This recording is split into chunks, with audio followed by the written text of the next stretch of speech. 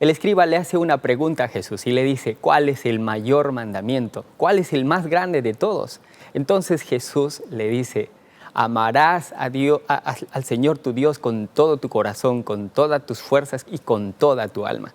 Y también le responde algo que no había preguntado y le dice, y amarás a tu prójimo como a ti mismo.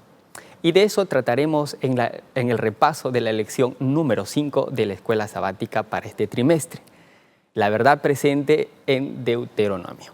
Vamos a hacer una oración para comenzar con el repaso de esta lección. Oremos. Padre Celestial, tú que moras en los altos cielos, Señor, dígnate a estar presente con nosotros en el estudio de tu palabra en este día. Permite, Dios, que los corazones, los cuales, Señor, están viendo en este momento, puedan abrirse y que tu Santo Espíritu, Señor, los guíe. Guíanos a nosotros también y guía a tu pueblo, Señor. En el nombre de Jesús. Amén. El extranjero dentro de tus puertas, así se llama la lección número 5 y es la que estamos estudiando en esta semana.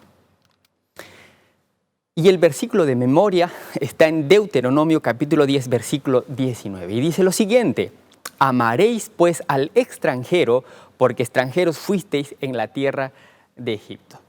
¿Saben por qué Dios manda a amar al extranjero? Vamos a introducirnos al repaso de esta lección con las palabras de la profeta del Señor, Elena de White. Dice así, Cristo no admitía distinción alguna de nacionalidad, jerarquía social ni credo. Los escribas y fariseos deseaban hacer de los dones del cielo un beneficio local y nacional y excluir de Dios al resto de la familia humana. Pero Cristo vino para derribar toda valla divisoria, vino para manifestar que su don de misericordia y amor es tan ilimitado como el aire, la luz o las lluvias que refrigeran la tierra. Esto está en el Ministerio de Curación, página 15. Es maravillosa la palabra de Dios cuando nos insta a amar a nuestro prójimo. Los fariseos en ese tiempo causaban o construían una muralla entre el pueblo de Dios y el resto de la humanidad. Y es algo que Cristo no quería hacer. Y es por eso que en esta semana estudiaremos o repasaremos en esta lección número 5, amar al prójimo específicamente. Primero, el aspecto del nuevo pacto. El nuevo pacto que Dios hizo cuando el pueblo de Dios dejó los mandamientos de Dios y rompió el primer pacto. ¿Y en qué consiste esto? Primero vamos a leer Deuteronomio capítulo 10, versículos 1 y 2. Y aquí se muestra este hecho. Interesante. Dice así, en aquel tiempo Jehová me dijo, lábrate 2 tablas de piedra como las primeras y sube a mí al monte y hazte un arca de madera y escribiré en aquellas tablas las palabras que estaban escritas en las primeras tablas que quebraste y las pondrás en el arca. ¿Cuáles eran aquellas tablas que Moisés había quebrado? Bueno, eran las primeras tablas de los 10 mandamientos que él había recibido en el monte. Mientras él estaba en el monte, el pueblo de Dios se había corrompido. Habían hecho un becerro de oro al cual estaban adorando. Entonces, al ver esto Moisés, en una reacción de celo por la palabra de Dios y por el pacto que ellos habían hecho con Dios, arroja al piso para demostrar, cuando se rompieran esas tablas de piedra, para demostrarle al pueblo que así como se rompieron esas tablas, también el pacto que ellos habían hecho con Dios se había roto. Este hecho nos muestra algo muy interesante. Comúnmente nosotros rompemos el pacto que hacemos con Dios, pero aquí vemos la misericordia de Dios, porque sucede algo muy interesante. Fíjense ustedes, porque este pacto que aparentemente es nuevo, no modifica la ley de Dios. Por ejemplo, en Deuteronomio 10, 1 y 2 pudimos ver eso. Ahora, ¿qué es lo que está buscando Dios? Porque la ley no cambia, la ley sigue siendo la misma. Porque así dice este pasaje bíblico, que Dios iba a escribir las mismas palabras que ya estaban en las anteriores tablas de piedra. Era lo mismo, pero ¿por qué Dios dice que es un nuevo pacto? ¿Saben por qué es un nuevo pacto? Porque Dios está buscando ahora una renovación espiritual, una renovación del corazón. ¿Por qué? Porque ellos no habían entendido con claridad lo que significaba este pacto. Y para eso Dios usa un mecanismo. y este mecanismo es el amor. Y esa tendría que ser la mayor motivación para que el hombre pueda cumplir con su parte en este pacto que se había roto. Y es por eso que en esta escena vemos la fidelidad de Dios versus la infidelidad de su pueblo. El pueblo de Dios es infiel, pero la fidelidad de Dios permanece. Evidentemente, este pacto era eterno y un pacto eterno no se puede romper. Pero vemos aquí que la fidelidad de Dios es mayor a la infidelidad del ser humano. Dios es fiel. Dios había prometido conducir a este pueblo a la tierra prometida, pero ellos habían roto este pacto.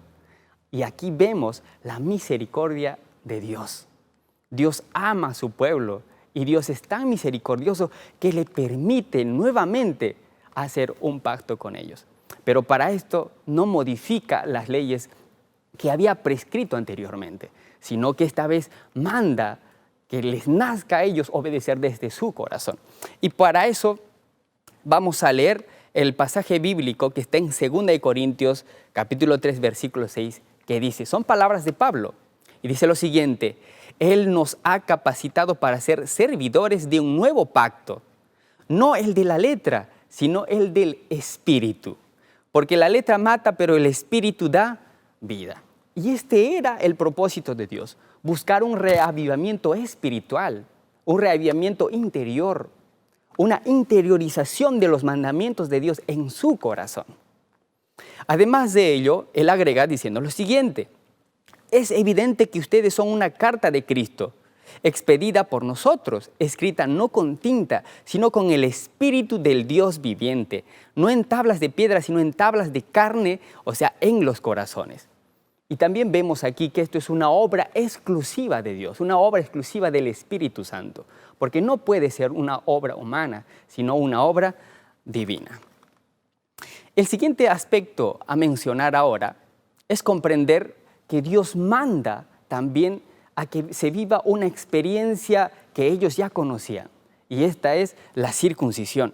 Pero esta circuncisión no era como ellos lo conocían, porque en esta parte de la lección estudiaremos no solamente la forma física en la que se realizaba la circuncisión de los judíos, porque sabemos que todo israelita en ese tiempo tenía que circuncidarse, o todo varón israelita se circuncidaba al 8º día de nacido. Pero ahora Dios no solamente está pidiendo la circuncisión del prepucio masculino, sino también está pidiendo la circuncisión del corazón. Y es lo que se menciona en Deuteronomio 10:16. Dios pide la circuncisión interna, o sea, del corazón. Y dice lo siguiente: circuncidad pues el prepucio de vuestro corazón y no endurezcáis más vuestra cerviz.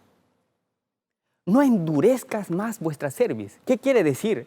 Que el corazón estaba duro. El corazón del ser humano al desobedecer a Dios se endurece. Y es eso que nosotros tenemos que circuncidar, tenemos que cortar, literalmente separar. Y saben, la circuncisión del corazón viene por una señal.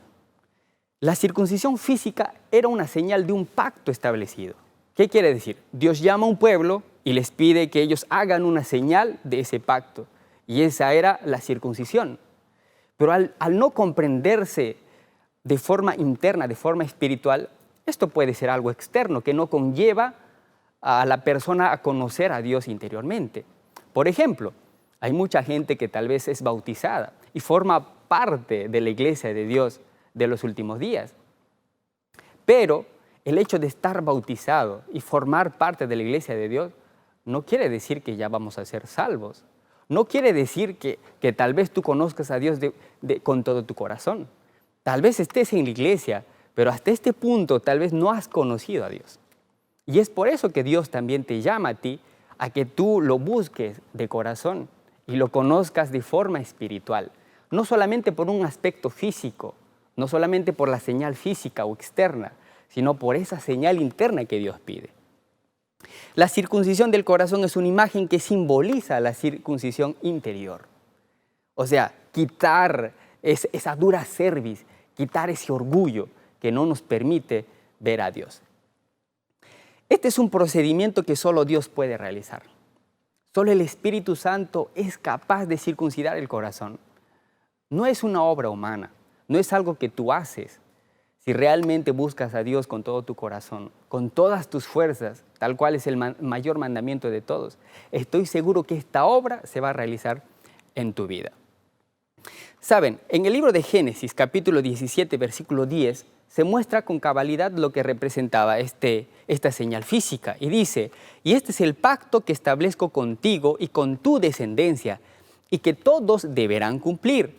Todos los varones entre ustedes deberán ser circuncidados. Circuncidarán la carne de su prepucio y será la señal del pacto entre nosotros. Fíjense ustedes, era simplemente una señal, pero esta señal representaba un pacto. ¿Y cuál era ese pacto? Ese pacto representaba de que ellos eran separados de forma especial y de que ellos cumplían ese pacto cuando obedecían a Dios, obedecían los términos de Dios. Ahora, Pablo menciona algo muy interesante para encerrar este punto, que es demasiado importante. Romanos 2:28 dice, lo exterior no hace a nadie judío. Ojo con esta frase, lo exterior no hace a nadie judío. Podemos aparentar ser parte del pueblo de Dios, pero eso solamente tal vez pueda ser una expresión externa. ¿Pero qué de lo interno? Dice, ni consiste la circuncisión en una señal en el cuerpo. El verdadero judío lo es interiormente y la circuncisión es la del corazón, la que realiza el espíritu, no el mandamiento escrito. Al que es judío así, lo alaba a Dios y no la gente. Fíjense ustedes. Lo exterior muchas veces puede traer un mensaje equivocado. Por fuera somos uno, pero por dentro somos otros. Dios exige un pacto sobre la base del amor. Y saben, después de recibir la letra de la ley, ahora son llamados a hacer que su compromiso se arraigue en el corazón. Dios había hecho un pacto con su pueblo. Ellos habían roto ese pacto. Al romper ese pacto, Dios, en su misericordia, renueva ese pacto. Pero al renovar ese pacto, Dios pide circuncidar el corazón de ellos. ¿Por qué? Porque eran de dura cerviz, eran orgullosos, eran duros de corazón. Y por eso Dios pide que ellos circunciden su corazón. Una vez sabido esto, entramos al punto de amar al prójimo. Porque no podemos amar al prójimo si no comprendemos lo que significa la misericordia de Dios y el amor de Dios. Amaremos al prójimo cuando comprenderemos la misericordia de Dios. Y realmente el haber roto un pacto ya establecido y ver a Dios que renueva ese pacto con la misma ley, nos muestra que Dios es misericordioso para con nosotros y que nos ama entrañablemente. Y ahora, ¿cómo no amar al extranjero?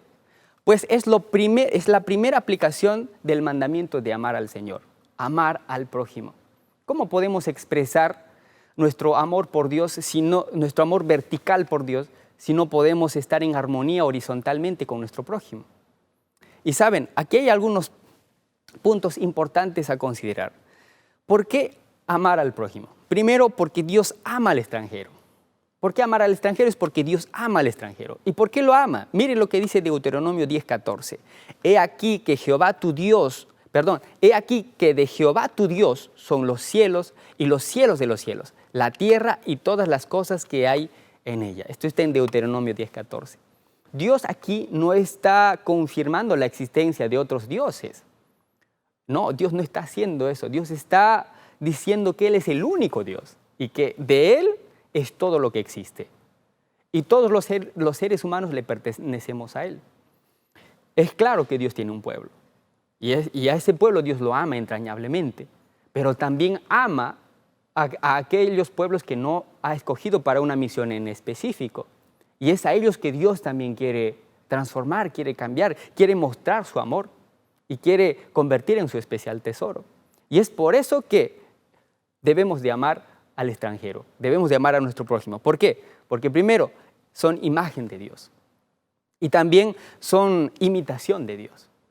Y nosotros somos también el reflejo del amor de Dios. Cuando ellos nos vean a nosotros expresar el amor de Dios, entonces ellos también conocerán el amor de Dios. Lo segundo es que porque Israel solía ser también extranjero. ¿Recuerdan ustedes que el pueblo de Israel era esclavo también y era extranjero en un país diferente? Y es por eso que también ellos tendrían que tener esa misma retribución que Dios había tenido con ellos, de amarlos. Ahora, ellos habían sido extranjeros y evidentemente no estaban en el lugar de donde ellos eran. Estaban en una cultura diferente y de paso eran esclavos y eran maltratados. Y ahora, hoy en día también hay muchos extranjeros que dejan su país, tal vez buscando un lugar mejor para surgir. Y muchas veces los que son de ese lugar o de ese país los tratan mal, no los reciben bien. ¿Y cuánto sufren esas personas? Y saben, y Dios manda que nosotros amemos también a nuestro prójimo. ¿Por qué? Porque ustedes saben que Egipto representa el pecado. Y es de ahí de donde Dios nos sacó. Y al sacarnos nosotros también experimentamos la misericordia de Dios. Y es esa misericordia la que se tiene que también manifestar a las demás personas. El otro punto importante es que Dios nos prepara para conocer a Dios. Miren lo que dice Deuteronomio 10:17. Porque el Señor tu Dios es Dios de dioses, poderoso, terrible, que no actúa con parcialidad ni acepta sobornos. Dios hace que nosotros comprendamos este aspecto para conocerlo a Él. Dios no actúa de forma parcial, Dios es imparcial.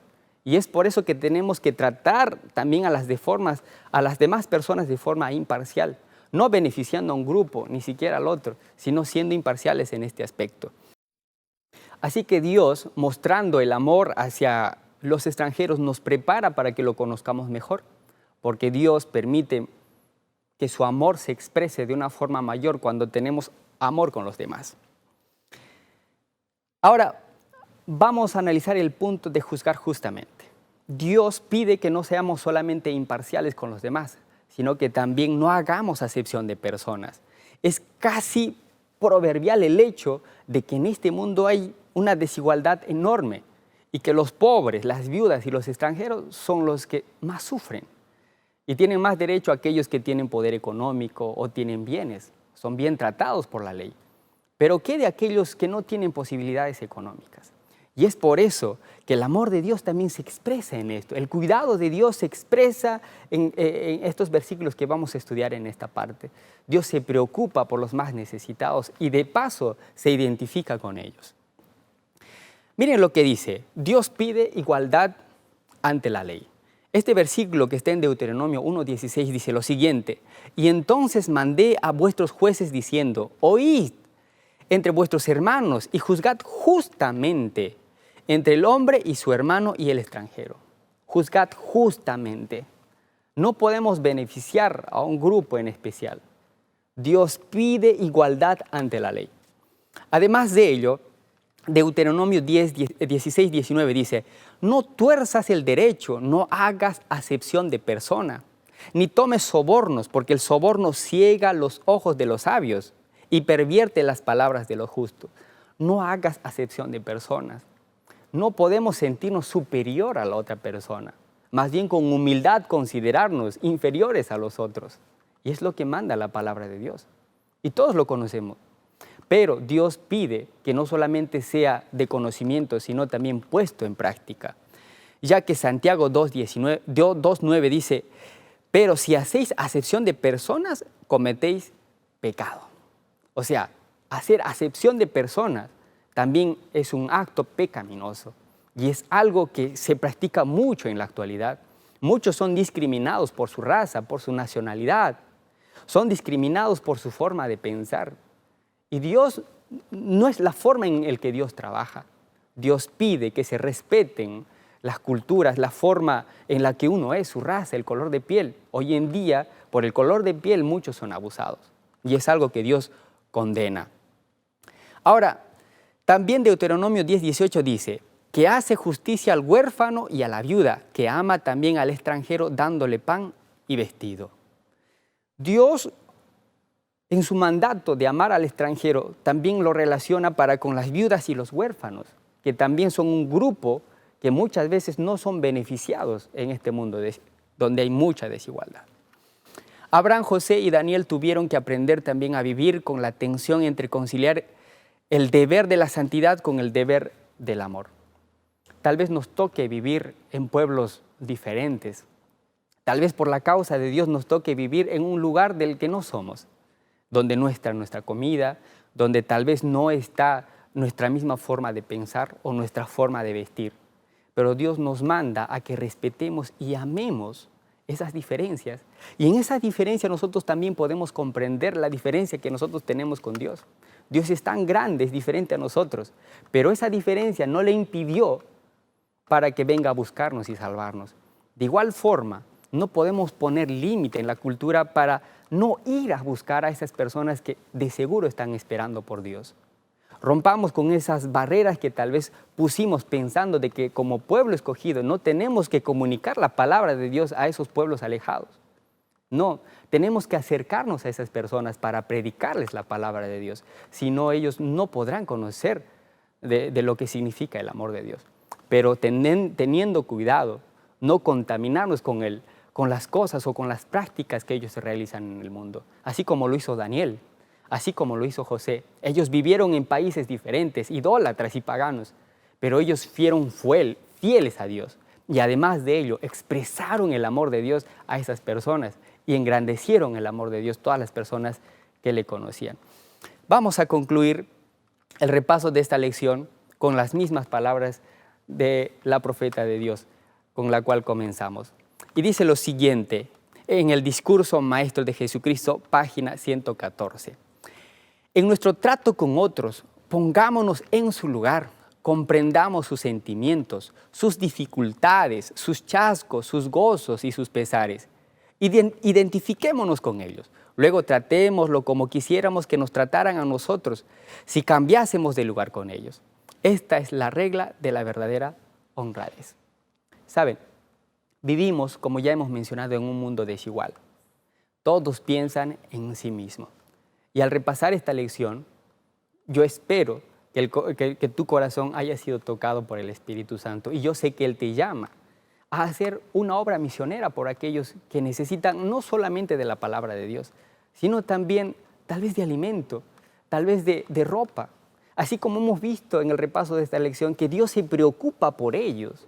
Dios está al pendiente de su alimento y ama a todos. Dios te ama a ti, pero Dios también ama a aquellos que todavía no lo conocen, que aparentemente son tan pecadores y que están lejos de la gracia de Dios, pero no lo están porque Dios los ama y la puerta de su gracia aún está abierta y ellos están esperando conocer a Dios.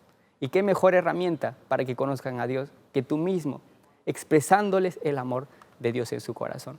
Si esta es la intención de tu corazón, entonces acompáñame a hacer esta corta oración para confirmar este llamado. Oremos.